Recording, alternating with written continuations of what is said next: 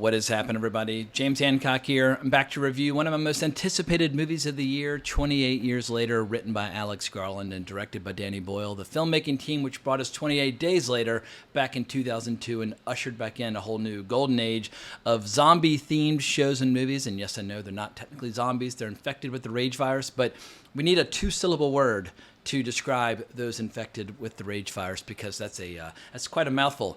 In any case, no spoilers initially, apart from the fact that if you hear some crazy hammering or music or scraping, there's construction on my floor, the floor above, and the floor below, as all the doors of my building are being refinished into basically scraping off the paint, repainting them. It's total, complete fucking chaos, but I feel like just to kind of maintain a positive attitude, it's like having like the infected banging at my door, threatening to come crashing in and start biting me on the face at any given moment. So I hope that my nervous anxiety and my rage towards them will help imbue this video with a little something extra. But when I finally do unpack some spoilers, and there are many with this movie because it's teeing up a sequel which is coming in January called 28 Years Later, The Bone Temple. But when I do, I'll give you a verbal warning as well as a time code below. But what's not a spoiler is that for like the first third up to maybe like the first half of this movie, I was in a state of just complete and total exhilaration and joy because this was like a full-blown dystopian horror masterpiece. And I knew as it was unfolding, there's no way they're going to be able to sustain this for the entire movie, but I'll take what I can get because the beginning is so good and so strong and so suspenseful and just so petrifying. I was just doing cartwheels in my brain. But what I kept thinking to myself throughout that first portion is that here's Danny Boyle, who's been entertaining me with his movies for 30 years. I mean, I first saw Shallow Grave in the theater when I was in high school, saw Trainspotting in college, and I've been a fan ever since. But here he is after 30 years of storytelling, still giving us fresh surprises, new techniques, new ways of expressing his stories visually, where I just could not believe that he was directing with all the intensity and the enthusiasm and the dynamism of a director half his age. So high five to Alex Garland, high five to Danny Boyle. They fucking pulled it off. And even if the movie kind of slowly but surely I wouldn't say runs out of gas, it just stops being terrifying after a certain point due to some storytelling choices. But the beginning is so goddamn good, I don't care if the rest of the movie doesn't live up to the beginning because I was that satisfied. And if you're a diehard movie freak, those are the moments that you live for, where the images and the music and the sound effects and the writing and the performances all just coalesce beautifully into something that's so potent and so exhilarating that it's like a drug flowing through your system, and only movies can provide that experience. But what makes that experience so precious and so extraordinary is that it's very, very rare. Very rarely do movies kind of enter into that realm. More often than not these days, we find ourselves in a position where we're making excuses on a movie's behalf, where we've been so conditioned to expect mediocrity that we're willing to take movies that are basically okay, but at least they're better than the rest of the shit out there. But with 28 Years Later, it is the real fucking deal. And how can I say this without giving away spoilers? Well, I'll just say that the bits that you see with Aaron Taylor Johnson and his son doing that expedition onto the mainland that you see in the trailer, that portion could easily end up being the best storytelling that we see on the big screen all year long. But before I go any further, maybe I should explain the premise of this movie in case you're not up to speed. 28 years after the rage virus escaped a medical research laboratory, survivors have found ways to exist amidst the infected. One group lives on a small tidal island connected to the mainland by a single heavily defended causeway. When a father and his son leave the island on a mission into the dark heart of the mainland, they discover the secrets, wonders, and horrors of the outside world. And that's sufficiently vague, but what was cool is how, without saying what they are, Alex Garland has cooked up some interesting new wrinkles or some interesting new developments for the infected. Because as we saw in 28 Days Later, at the very end of that movie, you see the infected basically dying of hunger on the ground as like planes are flying overhead because they're never going to plant crops. They're never going to raise cattle. They don't know how to look after themselves. All they know how to do is rampage and attack and kill and so on and so forth. So how are they still going to be alive 28 years later? Because once again, they're not undead. They're not supernatural. They are still living, breathing beings. They're just infected. And the fucking disgusting shit that they cooked up for how they have changed and evolved in that time, It was gnarly, and even if you've seen all the Lucio Fulci zombie movies and all the George A. Romero zombie movies and played a ton of great zombie games like Resident Evil 4, I think no matter how much of a connoisseur you might be for the zombie genre, or how many times you've watched Return of the Living Dead just to watch that amazing striptease in the middle of the movie, but I don't care how many zombie movies you've seen, this movie will have a few surprises for you, and it was just a blast to watch. So now that I have vomited sufficient praise onto the first half of this movie, let's talk in ambiguous terms about the second half. There are like 3 or 4 different developments or scenes or revelations where I think with each of those scenes, you're going to lose a portion of the audience. I think that the first half of the movie, the entire audience is going to be, in the palm of this movie's hand, just like wherever you want to go, I'll follow. But then you get to your first interesting story development, you're like, oh, that's kind of weird, and you're going to lose 5 to 10% of the people. Then you get to the next one and you're going to lose 5 or 10% more. And by the time you get to the very last scene of the movie, which for me tonally clash with the rest of the movie, but probably tease up and suggest what the tone of the sequel is going to be, that last scene kind of left a funny taste in my mouth. I kind of enjoyed that final scene, but it was so utterly devoid of any sort of thrills or chills or suspense or scares that it sent me out of the theater on more or less an ambivalent note, whereas in that first third or so, I was just petrified. And that is what you want with one of these movies. I mean, I guess you can let the audience off the hook and give them a little sense of relief, but it's almost like Danny Boyle is returning to his roots with movies like Trainspotting at the very end, as opposed to letting this giant horror masterpiece continue to unfold. So it will not surprise me at all if a lot of people say, oh, well, I was loving the movie until this scene, or I was loving the movie until that scene. And yeah, there are 3 or 4 scenes which I'll get to in my spoiler section, which will alienate decent chunks of the audience. But as far as the cast goes, Jodie Comer's really good. Aaron Taylor Johnson is excellent. It's one of the best performances by Aaron Taylor Johnson that I've seen. Alfie Williams is pretty good as Spike, the son who's at the center of the story. Like, different characters kind of weave in and out of the story, but Alfie Williams is always front and center. And that's a tough burden for a 12-year-old kid to be basically the lead or the star of a movie, kind of carrying the entire story on their shoulders. But Alfie Williams, he was up to the task. Ray Fiennes, I think he would have to be hit in the head with a baseball bat and like left for dead in a gutter for like a week to turn in a bad performance. He is incapable of giving us anything less than total movie-making gold, and he's really, really good in this. I won't say that it's one of Ray Fiennes' finest roles, but when was the last time Ray Fiennes turned in a performance that was anything less than absolutely first-rate? I think he's one of the best living actors in the movie business, so yeah, high 10 to Ray Fiennes. Jack O'Connell's having a good year. Jack O'Connell's barely in this movie, but he definitely leaves, I'll just say he leaves an impression. He was excellent in Sinners and made a huge impression earlier this year. So yeah, Jack O'Connell and the horror genre, they go together like chocolate and peanut butter, and I look forward to seeing what he'll do in the sequel. And who else can we discuss? Edvin Reading, if I'm saying that correctly. He's a Swedish soldier who shows up in the movie. He gives the movie its best laugh, even if it's kind of unintentional. But he's young and he's strong and he's ready to raise hell. But I'm not going to claim that he's like some great thespian or anything along those lines. But in the end, the real star of this movie is the style. They brought back cinematographer Anthony Dodd Mantle, who shot the original 28 Days Later back in 2002. And at that time, that was the first movie that kind of used that ugly digital look that was very prominent in the early 2000s, but for maximum dramatic impact. There are so many ugly movies as we switch from film to digital, but with 28 Days Later, that ugly digital look complemented the story like perfectly. I was like, oh, I see the potential.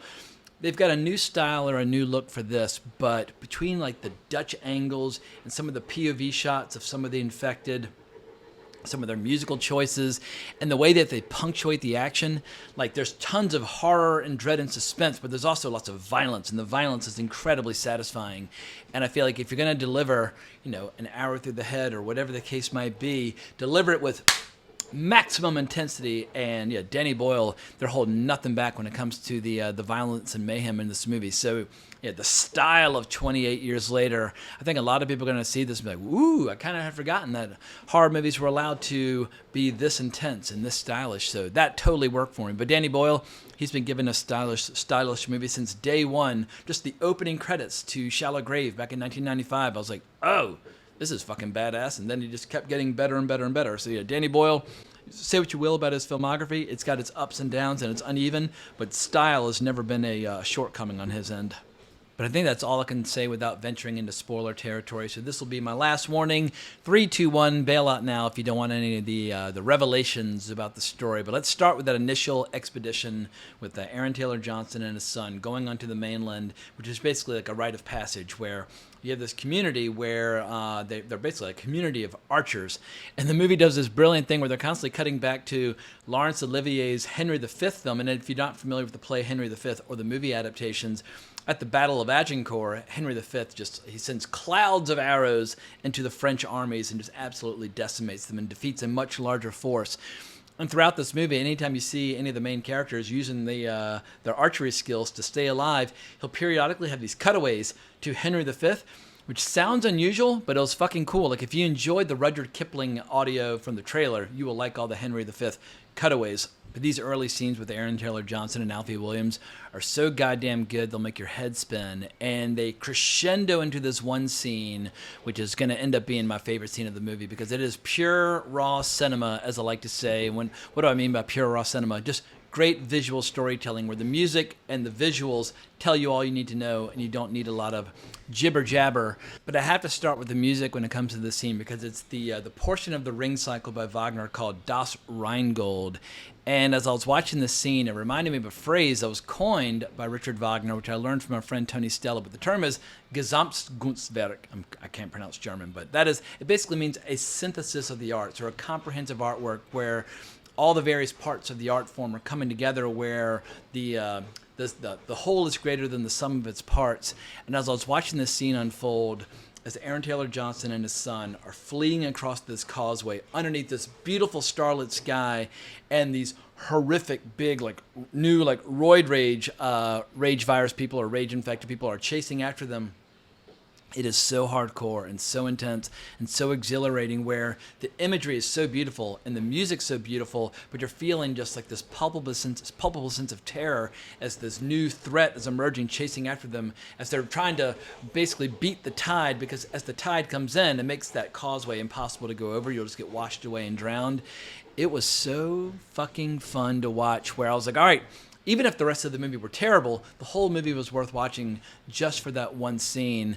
And what adds additional potency or additional impact to the scene, we now get a lot of cutaways to the POVs of the people that are suffering from the rage virus, and very appropriately so. Their vision is red, but we get all these images of like these kind of like sacrificial gatherings when they're getting together and like ripping apart animals and like stuffing their heads up in trees or ripping people's heads off and pulling their spinal cords out, which is what you see in that poster. But we're seeing something resembling like a culture starting to emerge amongst the infected. And as we learn, some of the infected, the way the rage virus is affecting them over time, it's almost like steroids, which is going to give a new hidden meaning or a double meaning to the term roid rage in the future, a phrase which we've all been using casually for decades. But now you have some of the infected where they just get big and strong, and they're like fucking Conan the Barbarian, where they're just like rampaging juggernauts with like all this power. And they're a little smarter, and they're more observant, and they're more patient, and they're just much more difficult to deal with than a bunch of crazy zombies running around just biting everything in sight. So they're terrifying, but it's one of those that's chasing them across the causeway during this scene that I love so much. But we get all these other great scenes, like when the little boy's been asked to indulge or get his first kill with his bow and arrow. They're going after this new form of infected where over time they're always on their hands and knees and belly, and they basically live off like grubs and worms out of the ground. And over time they just get really bloated and really gross. It's just like little like Jabba the Hutts kind of crawling around their bellies. And so they're not fast, but they're still terrifying, and they are kind of quiet, and they'll sneak up behind you.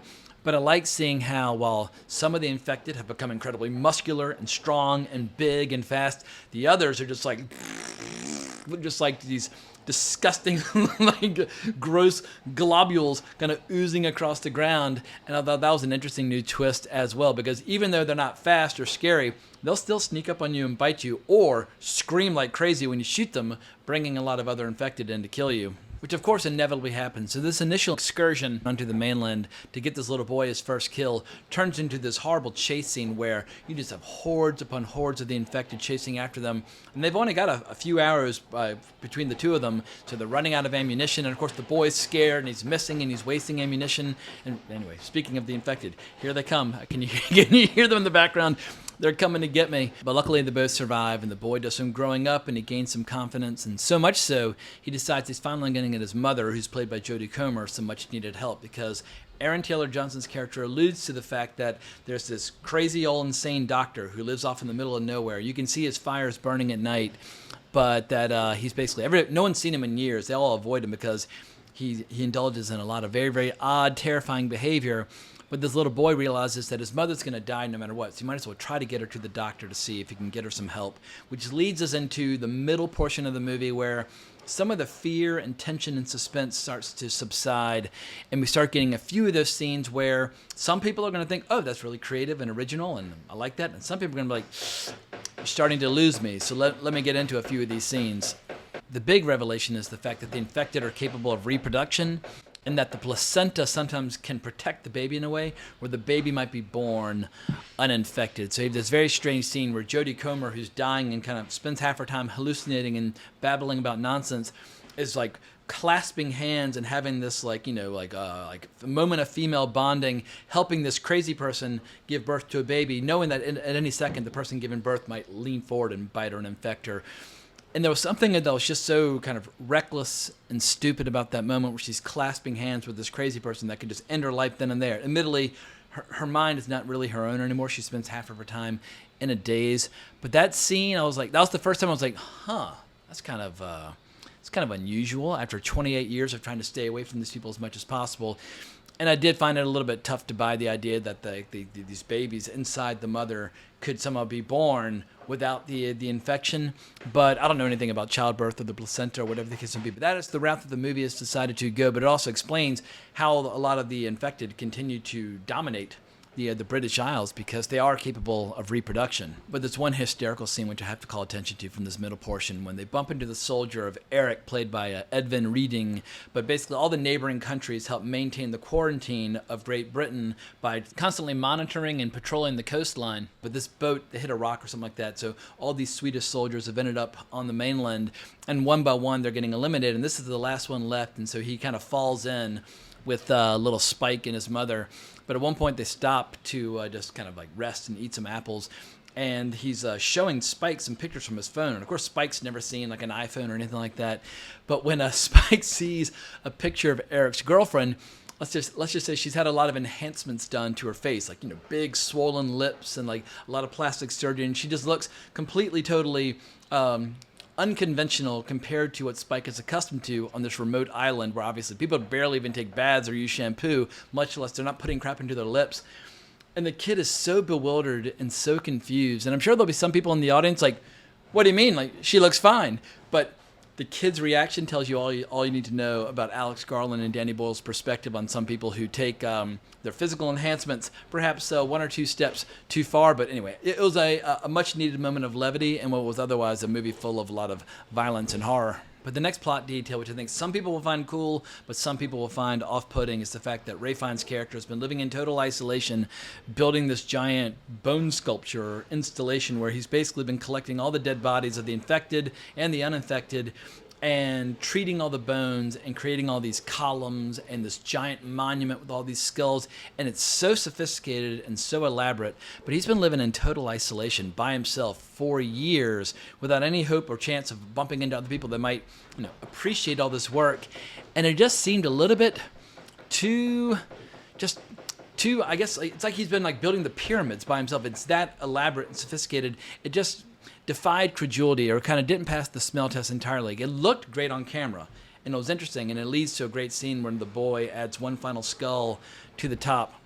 but it just seemed way too complex and way too sophisticated for an environment where at any given moment he could be completely overwhelmed by the infected, as we see with one of the infected who goes by the name of Samson, who just comes rampaging in at the drop of a hat and nearly kills him then and there. It's like, well, how have you had time and the patience to build this fucking thing where you're being attacked at any given second? So once again, it just it didn't completely pass the suspension of disbelief test that every movie needs to pass.